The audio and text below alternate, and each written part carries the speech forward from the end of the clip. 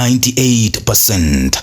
That's the number that has set Tanzania and East Africa on fire. The country's electoral commission has just declared President Samia Suluhu Hassan the winner of the 2025 general election, securing a near total victory that few believe reflects the people's will. For some, it is a show of strength. For others, it is the death of democracy. The people of Tanzania have also made their demands very clear. Considering the lack of validity of this government, there should be an immediate transition into an interim government which can implement their demands and the constitutional reforms that are required to be able to proceed with a free and fair election. According to the electoral body in Tanzania, the results were as follows. President Samia Suluhu garnered 31 million votes, 97.66%. Closest challenger Chaumu gets 213,414 votes, that is 0.65%, and registered voters were 37 million.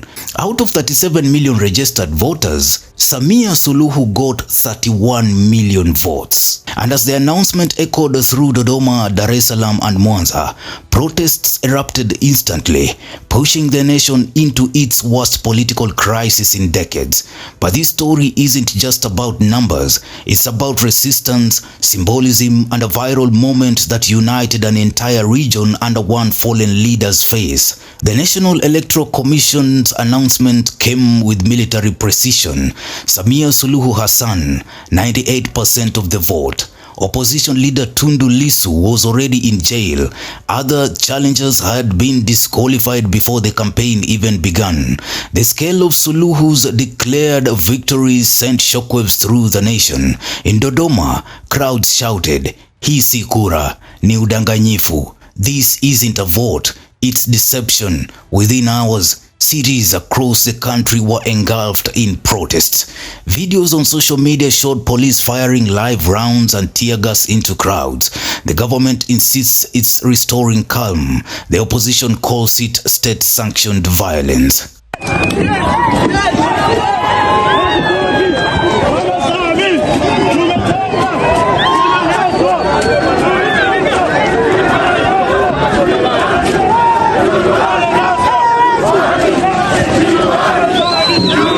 From Mwanza to Arusha, citizens poured into the streets in defiance. Roads were blocked, government buildings targeted, and chants of haki haki or justice rang through. But this unrest didn't stop at the border.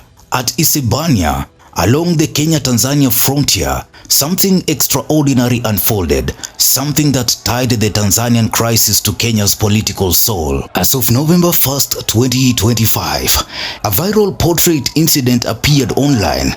Tanzanian demonstrators hoisted images of Kenya's late opposition leader Raila Odinga, popularly known as Baba, during the anti-government protests, as it continues to gain traction as a symbol of cross-border solidarity.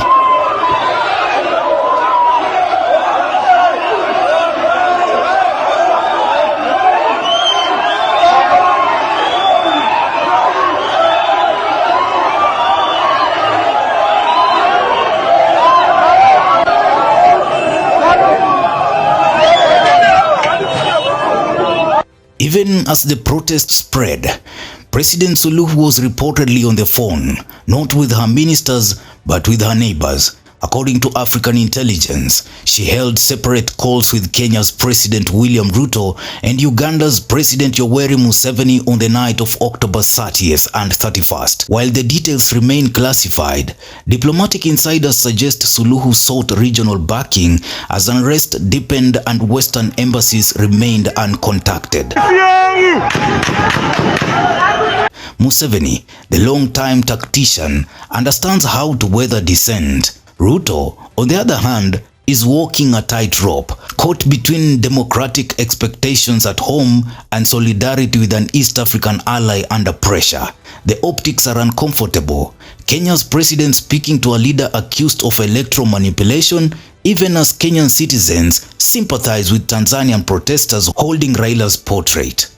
It is time for the African Union to serve the people of Africa, to stop being a club of leaders clinging to power, and to redirect its energies to helping citizens of Africa. Tunataka serikali ya Tanzania haraka iwezekanavyo irudishe mitandao katika nchi nzima.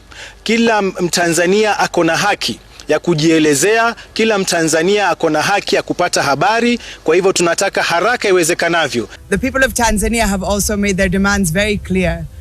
They've posted on X over the past weeks what are their demands, which reinforces the demands for no reform, no election by Tundu Lissu and CHADEMA party. So there's very clear Tanzanian-led demands which they felt need to be implemented prior to having any free and fair election in Tanzania.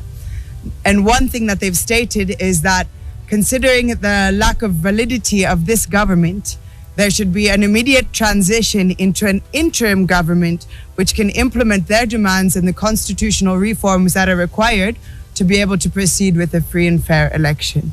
In past African elections, Western powers would have condemned results like this within hours, but this time, only the EU Parliament has come out to do so. Not even African Union, not SADC, nothing. Reports suggest Suluhu has cut off contact with US and European embassies, signaling a pivot toward regional handling of internal crises. In essence, Tanzania has chosen African diplomacy over Western oversight, but that choice carries a price. The legitimacy of a 98% victory is being challenged not by foreign observers, but by our own people.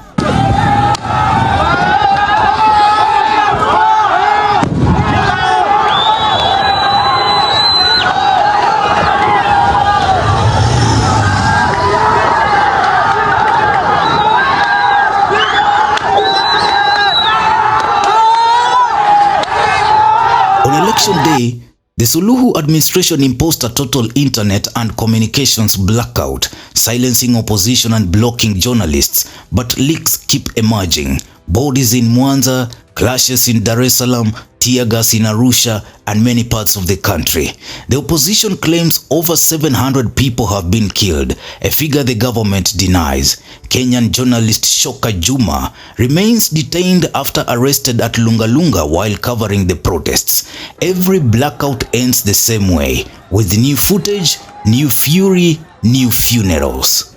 On paper, Samia Suluhu Hassan has just won a historic mandate. In reality, she may have ignited a movement she can no longer control.